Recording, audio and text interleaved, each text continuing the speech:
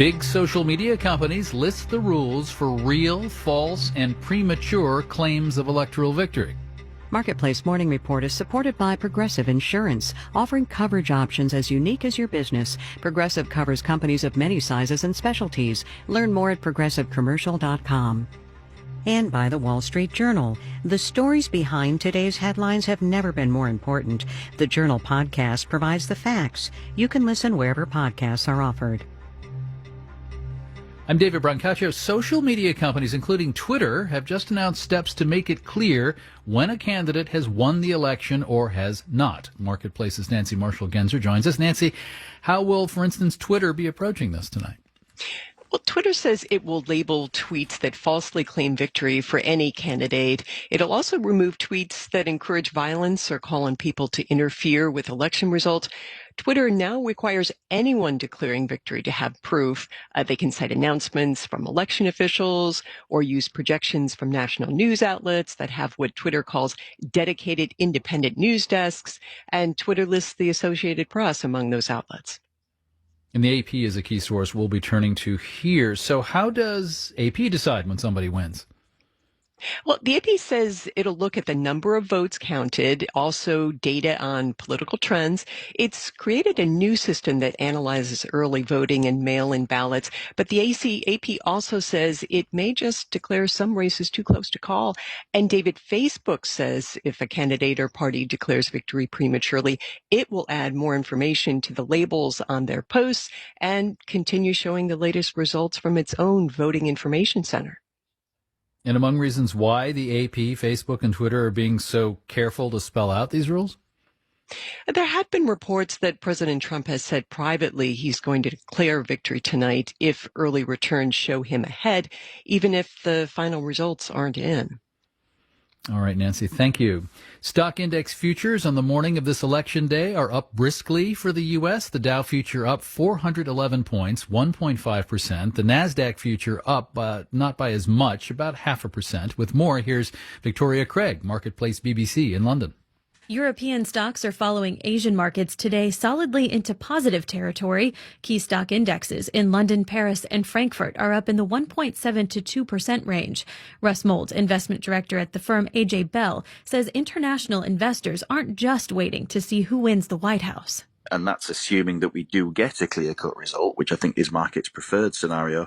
But they're also looking at who wins the House of Representatives and who wins the Senate. But clear-cut winners and losers is only one scenario. Many investors are also preparing for more uncertainty. A measure of expected volatility in stocks over the next month has risen to almost double its long-run average.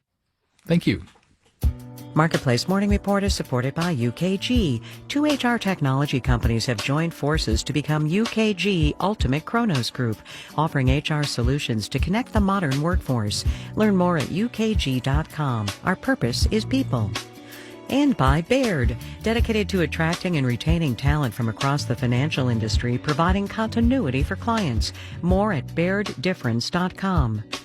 And by X-Chair Office Chair, dynamic variable lumbar support and 10 ergonomic features for maximum support and comfort at xchair.com or 8444-X-Chair. More than 1,300 companies are giving employees paid time off to vote today. This means shorter hours at some places like Best Buy and White Castle Hamburgers. J. Crew is among the chains that are closed for Election Day. In this highly polarized election conducted during a pandemic, rates of voting are expected to run higher this time around, but there's still so many millions who will not vote. As part of our Business of Voting series, we turn to Andrea Haley, CEO of Vote.org, a nonpartisan outfit that works to get more people into the habit of voting. Ms. Haley, welcome. I'm so happy to be here. Thank you for having me. So you'd like to live, I was about to say in a world, but in a country at least, where we had the day off, maybe we even got paid to have the day off on Election Day?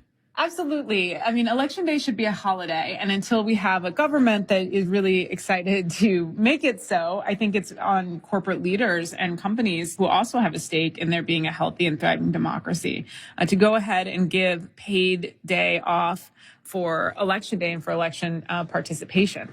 Having that paid day off would be crucial to allowing people to participate and allowing workers to participate. But Andre, I mean, it would not be free for the companies if they added a whole other holiday to the year. I mean, it's not trivial. That's true. There is a cost to adding, Election Day as a holiday. This year at Vote.org, we've had over 900 companies participate in our Election Day Off, paid day off program. And for those companies, they really are, deciding that they have a stake in building out their communities and in building out a healthy and thriving democracy in their communities. And so it isn't free for them. There's definitely a cost, especially when you're talking about service industry and retail. But there's also a cost to not having a healthy democracy.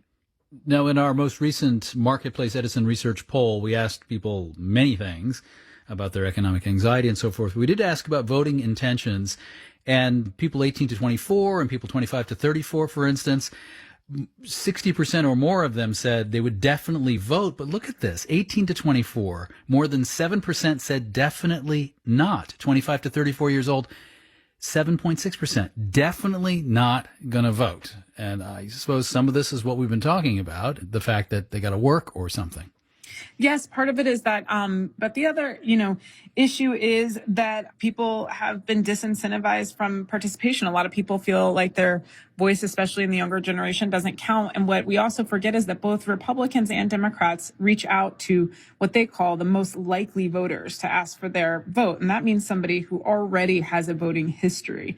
And in this country, we don't have a great way of on-ramping people into democracy. So you turn 18 and no one's necessarily going to sit down with you and tell you how to register and take you through the process. So, I'm for automatic registration of people once they turn 18. And I think that we have to rethink civic education in this country and think about how we ask people to participate in their democracy.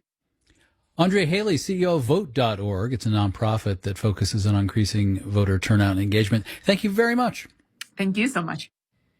In our family, our 3 adult offspring needed no reminders on voting, but they had to endure parental pestering anyway. Did your ballot come? Filled out? Ballot in? Did you get confirmation it was received?